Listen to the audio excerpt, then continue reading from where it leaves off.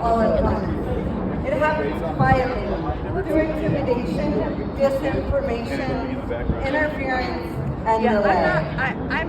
And by the time people realize what's at risk, it can be too late.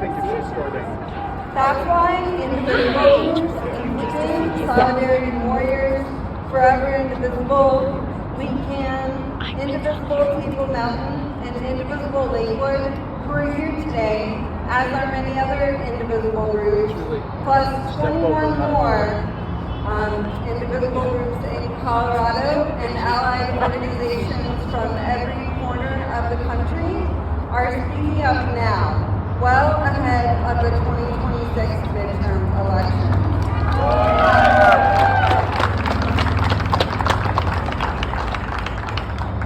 The letter we're delivering today is signed by more than 460 groups nationwide.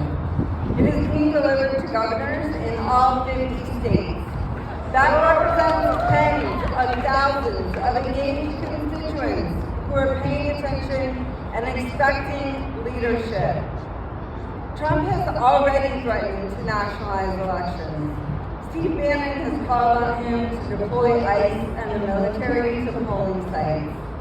We are calling on governors and on the state leaders who oversee our elections to use the authority they already have to protect voters, election workers, and the integrity of the democratic process. This is not a partisan demand, it's a pro-democracy one.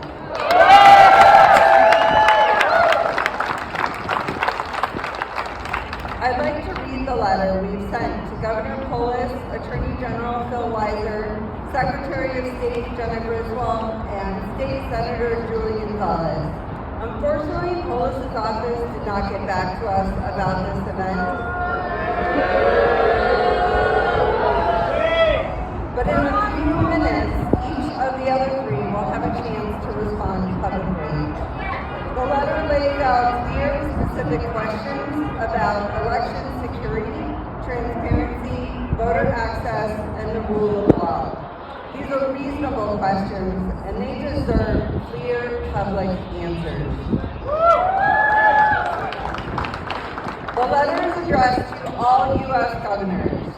We represent several hundred indivisible chapters and allied groups across the United States. We write to express our profound concern about the ongoing erosion of democratic norms and civil liberties under the current federal administration.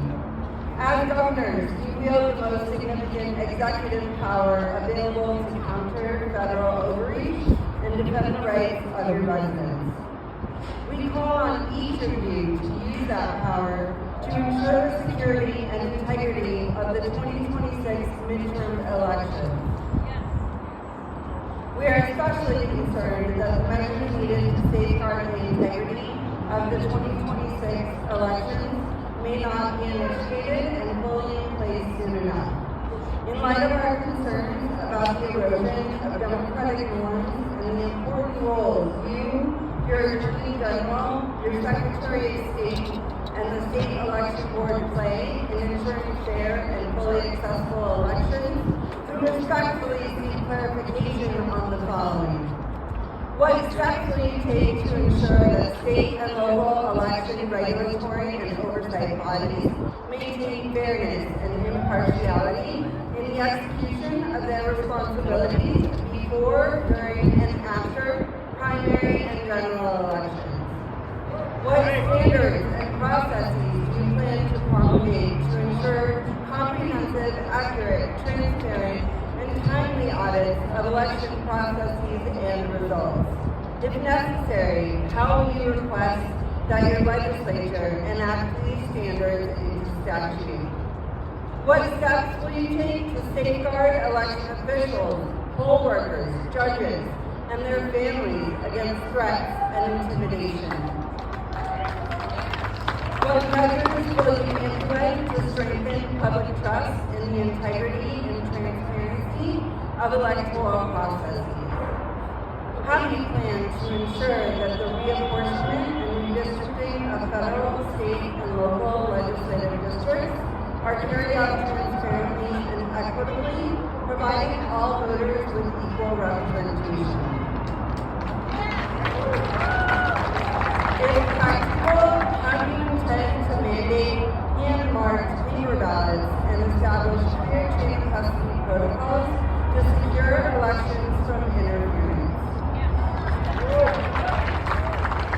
How do you plan to ensure fair enforcement of existing state absentee and mail-in ballot regulations? And what is your strategy for seeking legislation to broaden voter access to absentee and mail-in voting? If your state requires voter identification for voter registration or voting, what steps do you take to ensure that free state-issued identification cards are available to all eligible citizens? How do you plan to safeguard voters' private election data by restricting unauthorized federal access, including the Department of Justice, to voter registration and prior election records?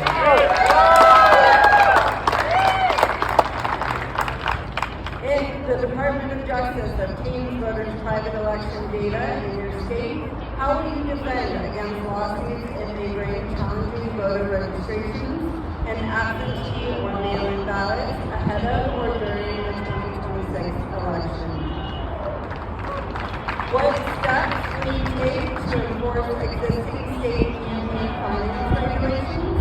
And what is your strategy to seek new legislation to impose strict contribution limits and require real-time transparency of dark money contributions and expenditures, including the timely identification of all contributing individuals and corporations? Oh yeah. We gratefully acknowledge that many of you and your respective administrations are already undertaking the actions we are inquiring about. We believe decisive action at this time is essential to ensure free, fair, and trusted elections in 2026. We thank you for your public service and look forward to your responses to these urgent questions.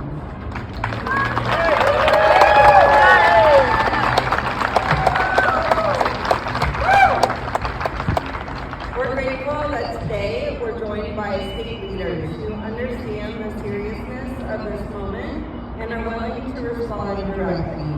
First, we'll hear from Attorney General Phil Weiser.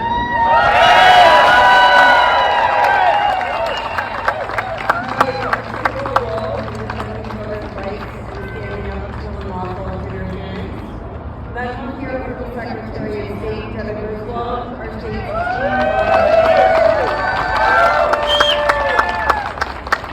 responsible for administering elections and ensuring they are secure, fair, and accessible to every eligible voter. And we'll also hear from State Senator Julie Gonzalez. She brings the perspective of the legislature and the power to turn protections into lasting law. As Colorado's Attorney General, Phil Weiser has taken on federal overreach and defended the rule of law, including during the first Trump administration, when he led legal action to prevent policies that would have undermined vote by mail and jeopardized the timely and fair counting of Colorado's ballots. And he's taken on the second Trump administration with moral clarity. Phil has been clear and consistent. Elections are administered by the states, protected by the Constitution.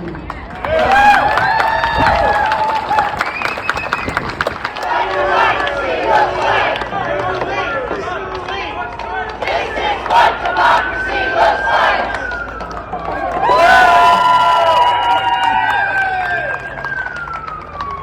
Thank you to our speakers for showing up and engaging with this moment. Now we're moving from words to action. In just a moment, we're going to walk into the Capitol together to deliver this letter to Governor Polis. If you don't make it inside by 1:30, that's okay. Your presence here still matters. The letter will be delivered on behalf of all of us, backed by the power of this crowd and by hundreds of indivisible groups across the country. This is how democracy works. We show up, we speak out, and we take action together.